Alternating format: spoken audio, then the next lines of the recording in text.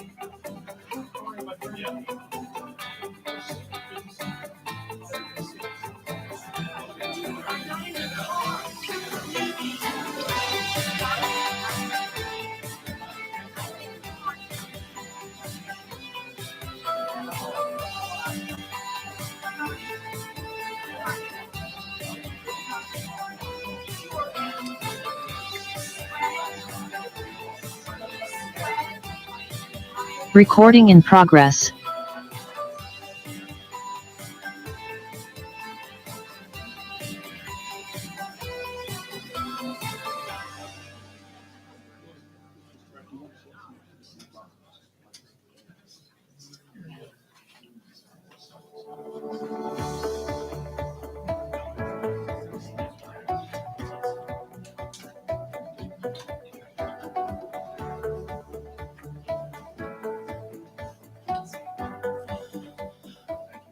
Well, good afternoon, everyone. Thank you for being here at the Charlotte Motor Speedway Media Center. I'm Doug Rice of the Performance Racing Network, honored to act as your MC today. And on behalf of Hendrick Motorsports and Arrow McLaren, thank you for being here for a very exciting announcement that will have to do with May of 2025.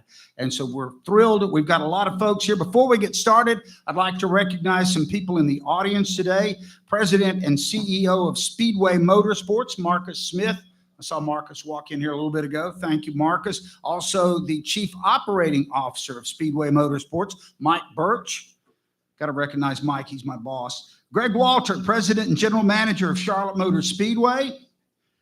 Doug Bowles, the President of the Indianapolis Motor Speedway, is also in the house today. Eric Warren, Executive Director, General Motors Motorsport Competition. From NASCAR, President of NASCAR, Steve Phelps. Steve, nice to have you here today. And we've got a group from Hendrick Automotive here today. Our Hendrick Automotive group is comprised of J.P. Brown. He's the president. The COO is Gary Davis. Daryl Jackson is Vice President of Financial Services and Fixed Operations. Brian Johnson is Vice President of Marketing. And the Vice Chairman of Hendrick Companies, Bobby Rice. Thank you very much for being here. We're going to start off with a quick, short video here.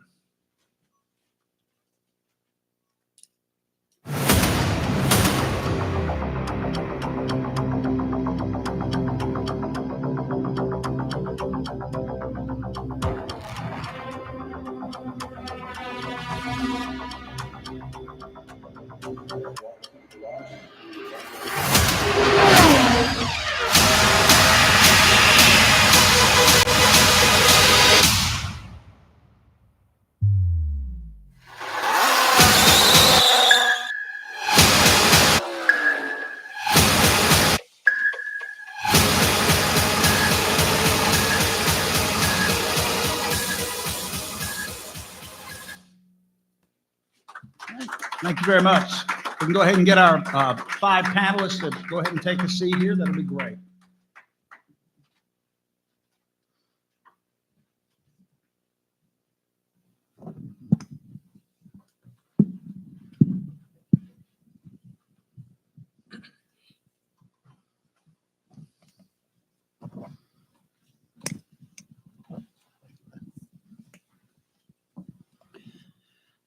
I think most of you recognize these folks, but just in case you don't, quick introductions. The sporting director of Arrow McLaren IndyCar team and the winner of the 2013 Indianapolis 500, Tony Kanaan. Tony, thanks for being here. Appreciate that. The CEO of McLaren Racing, Zach Brown. Kyle Larson, the 2021 NASCAR Cup Series champion and the driver of the number 5 HendrickCars.com Chevrolet for Hendrick Motorsports. The guy in the middle, Rick Hendrick, owner of Hendrick Motorsports and chairman and CEO of Hendrick Automotive Group. And all the way down, Jeff Gordon, four-time NASCAR champion and vice chairman of Hendrick Motorsports. And Zach, we're going to let you tell everybody why we're all here today, please. Well, based on when I arrived, I think we've given it away. But I love to hear it, so I will repeat it again. We have some unfinished business to try and win the Indy 500, and of course the NASCAR race following a couple hours later, to be partnering with Mr. H and Hendrick Motorsport, being sponsored by HendrickCars.com, working very closely with legendary Jeff Gordon, and of course having a current legend in our race car, and Kyle Larson, is a privilege and an honor, and very excited. And I put on an even better show than I think we did this year. Well, thank you, Zach. Kyle, he mentioned the phrase unfinished business. You're going to do this again in 2025. What are your goals and expectations now, knowing what you learned this last time around? I would say my goals would be to complete 1,100 miles, or get to do both. That was a really important thing for me to get to do both races, and we didn't get that chance this year, unfortunately, due to weather. So as he said, kind of felt like unfinished business, and just really want to get the chance to do what the others have done who've attempted the double. So super grateful for the opportunity once again. Thank you to Mr. H and everybody at Aero McLaren as well for getting this deal together for me, and let me try and live out another dream of doing the double. It was really cool to do the Indy 500 this season, but to me it's all about getting those 1,100 miles. Mr. Hendrick, this was the story of the year in motorsports leading up to it. Let's take a look at it from the sponsorship side. As a team owner, I know that's pretty important. How impactful was this? It was way more than we expected. The response, for Hendrick Cars, it was, we measure all of the leads and all of the follow-up after the race and during the race. And even before the race in practice, it was just blowing up our internet. So it worked out really well for Hendrick Cars, and it was a real honor to be at Indianapolis.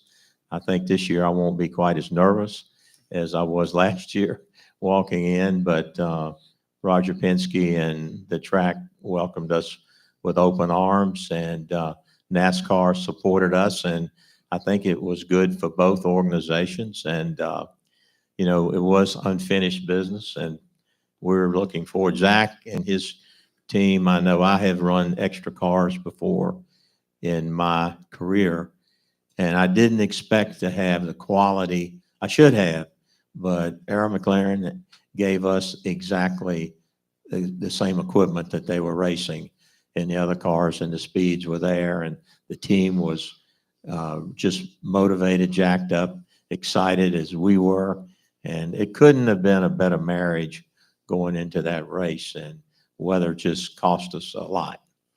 And speaking of the weather, it obviously interfered with Kyle's participation this year in the 600. I know you wanted to touch on that. Yeah, we're going to run the 600. We will be here for the 600. If that means having to cut the race short in Indy, we will, because my commitment to NASCAR is that we're in NASCAR, and that's where we run for the championship. And so if weather catches us, Tony will get in the car, and I don't know whether he'll.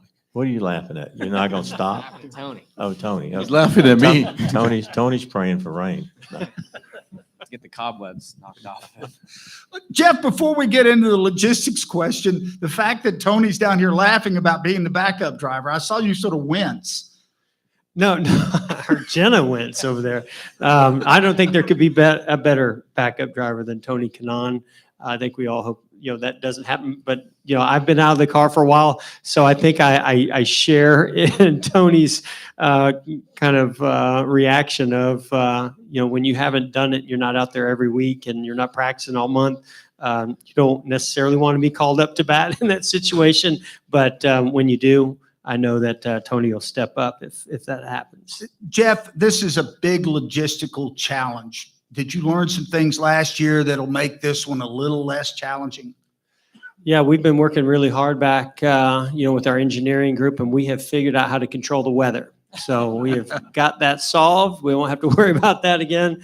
No, I mean, I'm so proud of our team for so many reasons, but logistically, right? We were involved in Le Mans the year before, Indy 500 and the double this year, and to do it the first time, there's just always things that you can do better.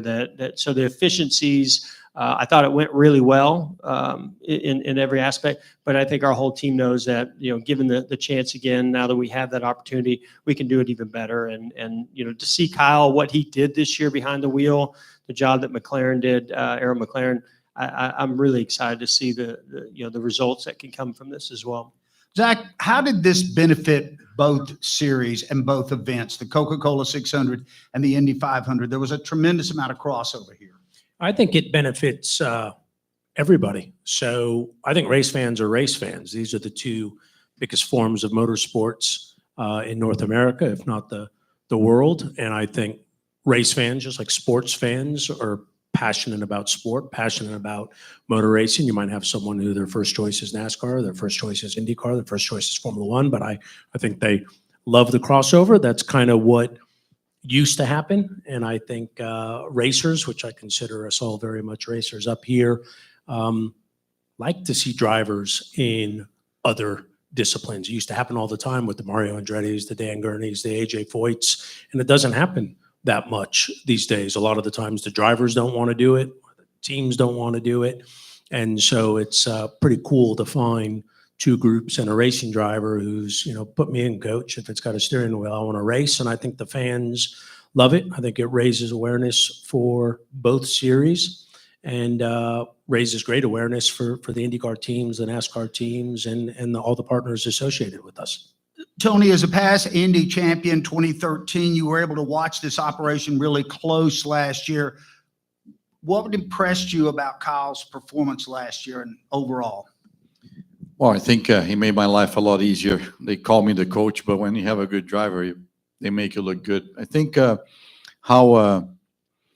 knew Kyle for a long time. We won the 24 Hours of Daytona together, and I knew how calm he was. But back then, I just thought he was young and he didn't know the car, so he just drove, the best he could. And we came to Indy, it was the same thing. How calm he was.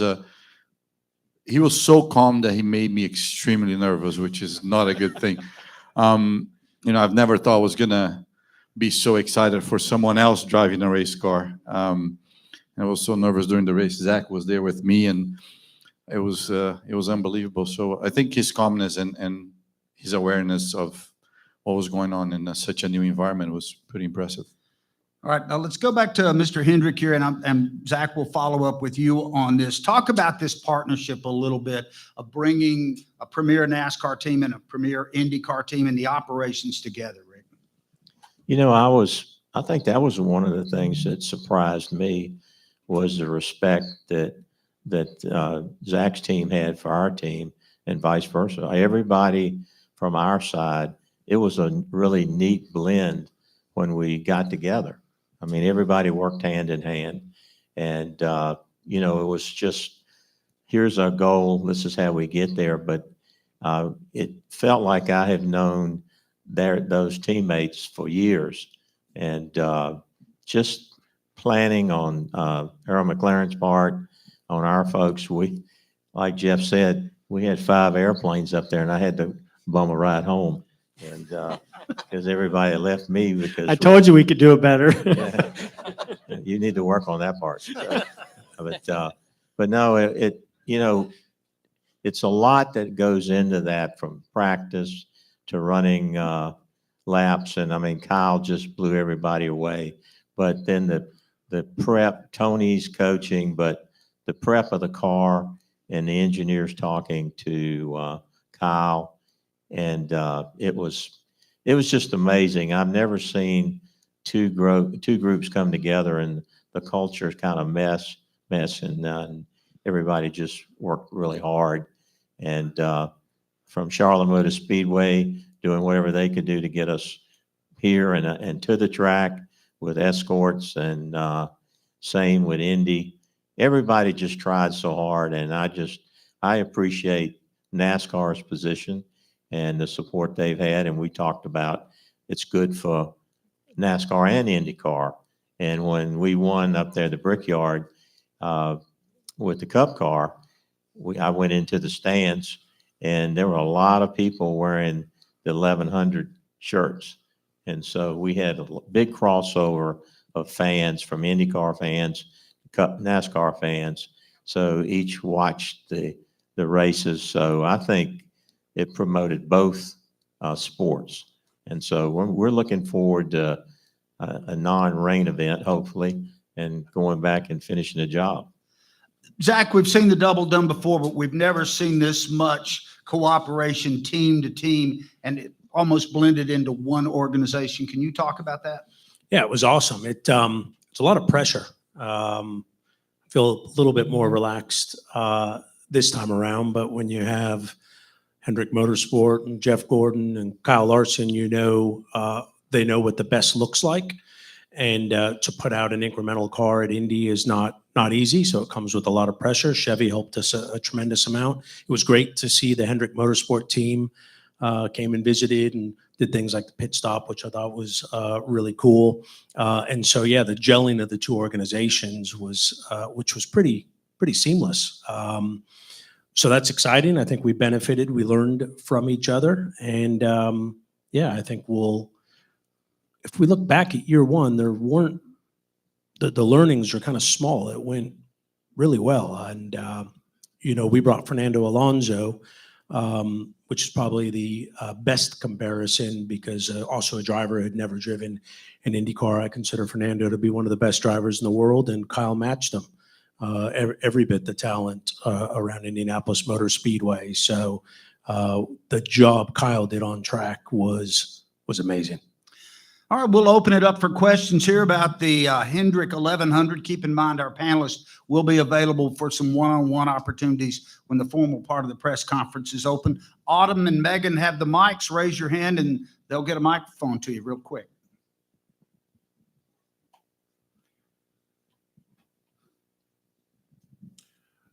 Mike Embry from Auto Week. Rick, this is an obvious question, but I guess it has to be asked. If it rains at Indy, the race starts, Kyle is leading with two-thirds of the way through the race, but you got to go to Charlotte. Are you going to do that? Yes, sir. Will make my life easy. I'll just finish the job. He'll get another ring for us. The question was, were we going to bring him back to Charlotte for the 600, correct? Yeah. Yeah. Take him out of the lead if he's leading. Steve Phelps, you want to answer that question? You're not going to answer that?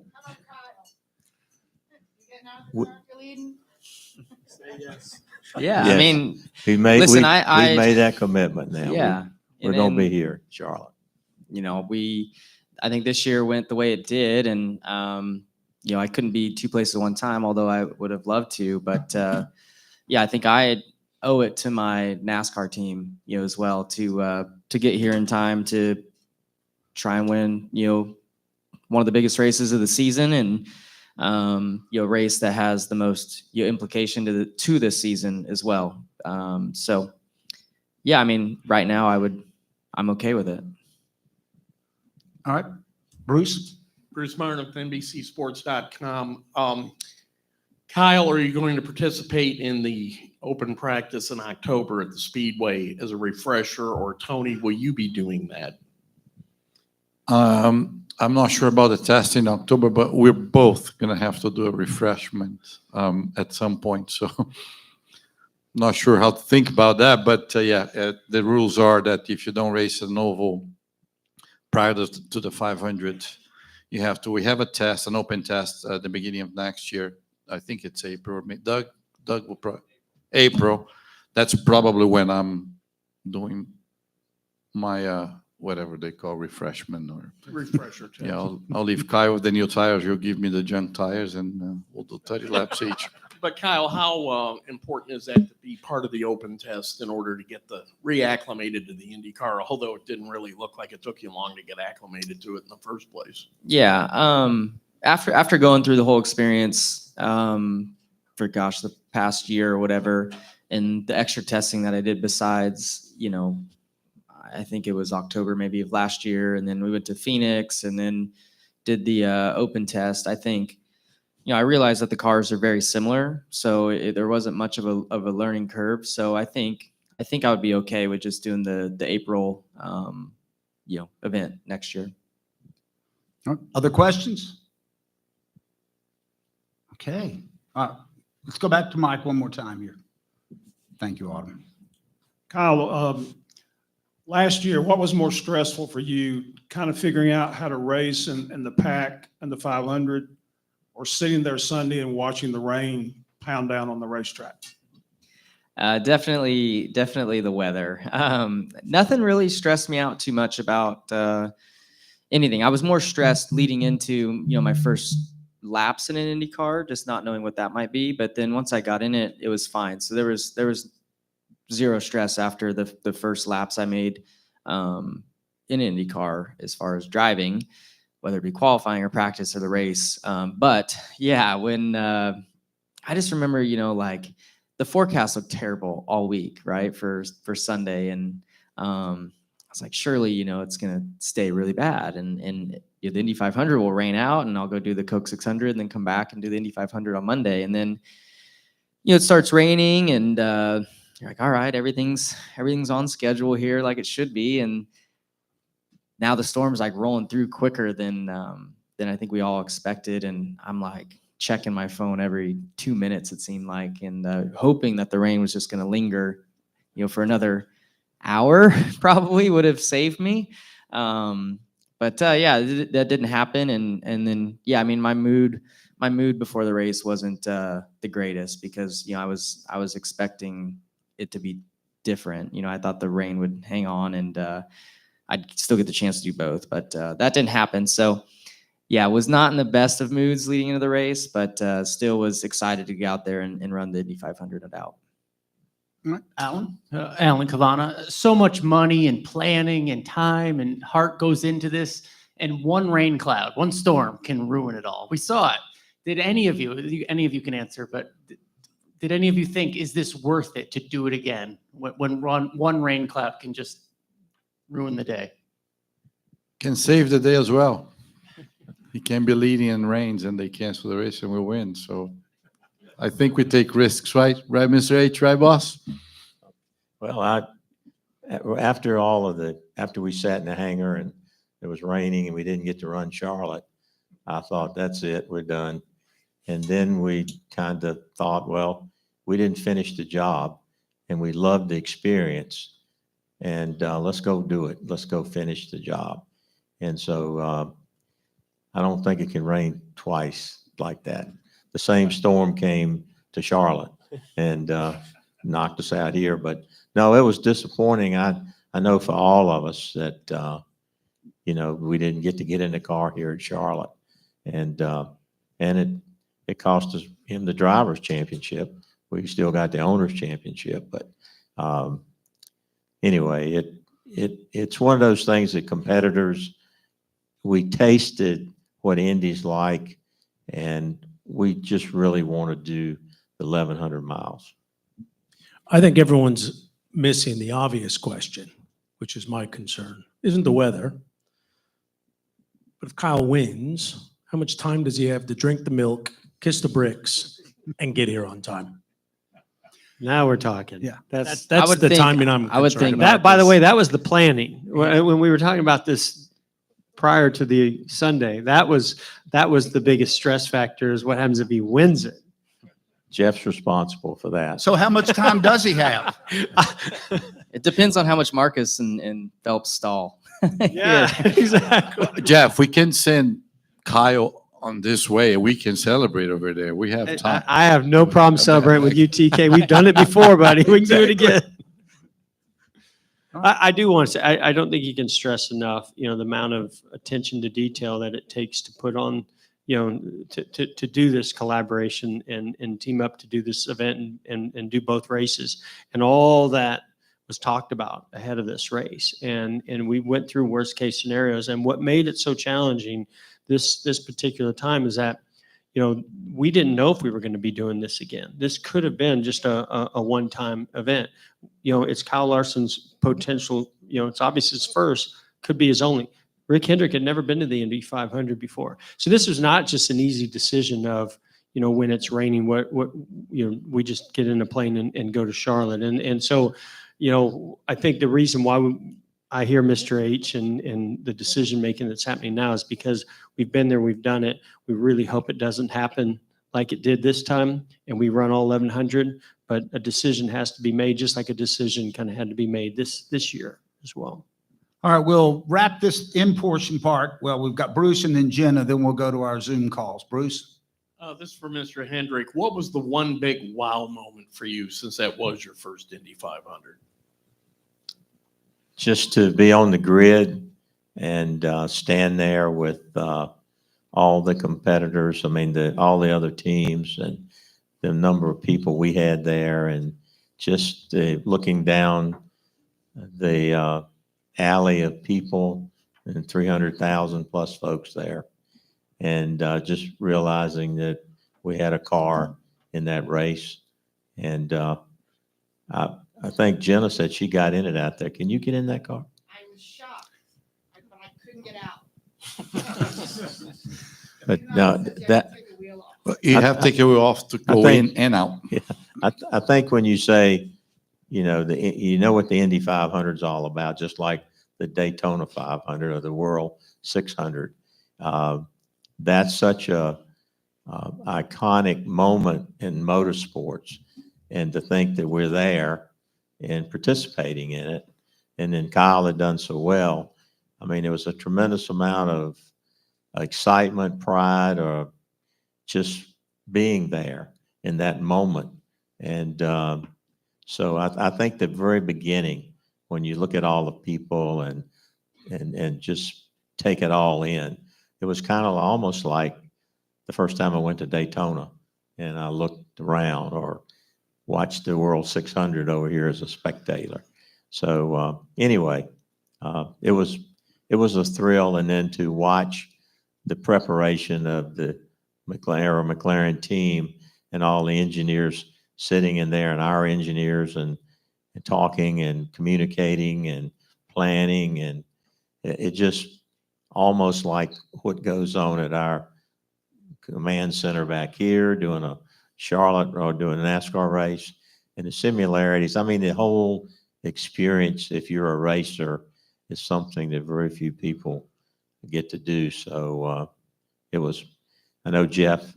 I had a bad leg, and they gave me a pass, and we didn't know any better. We drove a Suburban out on the grid to get out, and everybody looked at us like we had two heads, but Roger gave me a pass to get out there because I had a bad bum knee.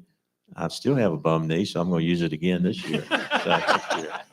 We'll keep an eye out for that. By the way, speaking of the car that Jenna tried out here a moment ago, the paint schemes for the cars they will use next year are going to be completely different. Am I right on that? That's what I was coached up to say. Not much, I think. Well, there's the guy that's going to determine that, along with Zach approving it. But no, I think the paint scheme on the car is pretty close, and then the Cup car will probably change. Okay. Fair enough. Okay. Jenna, we'll let you wrap up from in here. Kyle, I know that you, in the moment in Indy, Indy was your focus. And now that you had spotted Tyler an entire race and the way Sunday went and 4 months have gone by, do you have any regrets that you did not get a chance to get any points at Charlotte? I would have loved to, obviously, but I think it's really easy for everybody to just look at one race too, and forget about all the races that I've crashed in or whatever that have also contributed to me. All I needed was one more point. It could have been any race that could have got me that. So I don't view it as if I would have skip the Indy 500 and come here and run, that's the one thing that's going to change my season. Obviously, it's very easy to pinpoint that, but I look at the broader picture of my season for sure. All right, we're going to switch over. We have some remote questions coming in on Zoom. First up from Fox, Bob Pockris. Bob, go ahead. Yeah, for Kyle, what was it about the Indianapolis 500 that made you want to try it again, knowing that there could be weather and just the disappointment you felt in May?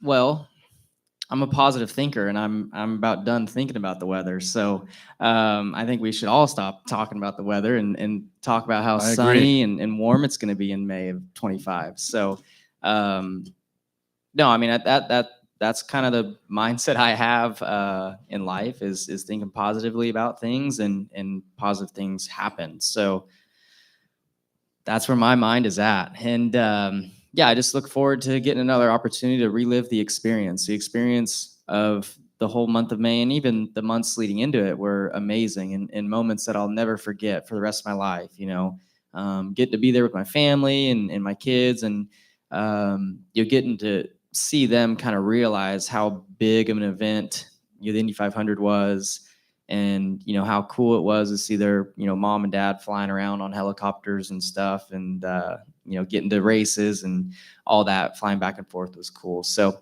I look forward to reliving it, and having everything go smoothly this year, which everything did go great.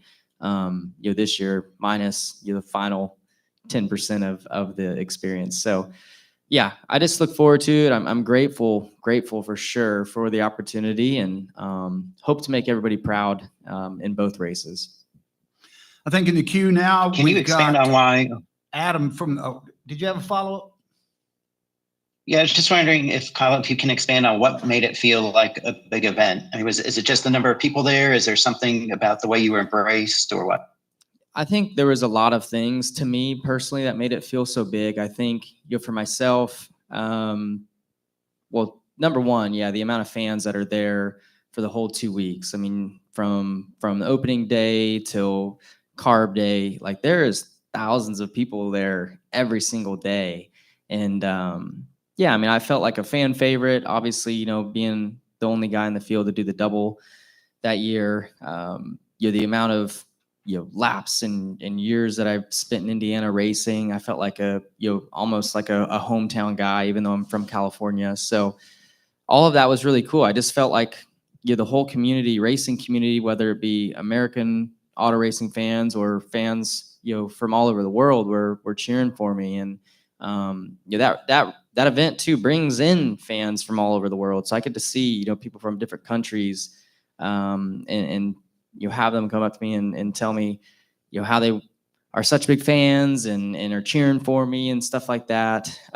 So all that's really cool. And yeah, getting to have my team there, my NASCAR team get to come was a great experience also. And yeah, I mean, I could just go on and on. I mean, that event's huge. It was unfortunate that I didn't get to get here in time, for the 600, because I think seeing the fan support that I had at the All-Star race when I got there after qualifying was awesome. But that's such a small crowd compared to what's here at Charlotte for the 600. So it would have been pretty neat to land the helicopter in the infield and feel that support. And yeah, I hope that's the last little bit of the experience I'll get to experience next year. All right, thank you, Bob. Let's move over to Adam from Motorsports Today. Adam? Yep. Thank you, Adam. Chopper Motorsports Today. This is for Jeff. Jeff, you grew up in Indiana, and it's been documented in past that if your NASCAR opportunity didn't work out, you would have tried for an IndyCar career. So even with all the success that you had in the stock car at the Brickyard, could you speak on the different emotions that you may have? And I assume you felt it last year too, but just being able to field a IndyCar and the Indy 500 under the Hendrick banner with Kyle? Well, it was a little bit the opposite. I tried to be an IndyCar driver, and the opportunity just wasn't there, and it was in NASCAR, and the rest is history, and I'm glad it worked out the way it did. But I no doubt, I can remember as a kid going to Indianapolis for the very first time, and a lot of my heroes that I grew up following, like Rick Mears and AJ Foyt. I mean, these were the guys that I looked up to. So going there for the first time as a kid was a great experience. And if you're a race car driver, you experience that at a young age, you want to be able to experience it. And I didn't think that I would have the nerves, that came along with this experience. But I mean, I got so attached to what this team was doing there, and both sides, right? I mean, because Cliff and the guys in the 5 team, they're preparing to try to win this race, just like Arrow McLaren was trying to win the Indy 500, and to just see Kyle's abilities play out. I'm such a fan of his because of the way he puts the effort into what he does. He's not just an incredible talent. He puts the effort in too. He cares about the people and works, collaboratively. So I was invested emotionally in this, and I'm sure that some of that was because of a kid dreaming of doing this. I never dreamt about doing the double, I'll be honest. It takes a special talent, it takes a special mindset. Kyle has that. And fortunately, Hendrick Motorsports and Arrow McLaren wanted to make this happen. And so, I loved every minute of it, minus the last 10%. And, I think we're going to do it bigger and better and complete this. And I'm pretty excited about the chances of how we can compete or perform in both of the races next year as well. All right, we'll wrap up our remote questions here with Nathan Brown from the Indianapolis Star. All right, do we have Nathan? All right, guess we are completed then. I want to thank everyone here at Charlotte Motor Speedway, Indianapolis Motor Speedway, Arrow McLaren, and of course, Hendrick Motorsports for helping put on this event today. We are greatly appreciative. And both of the racetracks have said, tell everybody that tickets are already available at our websites. Gentlemen, thank you very much. We appreciate this.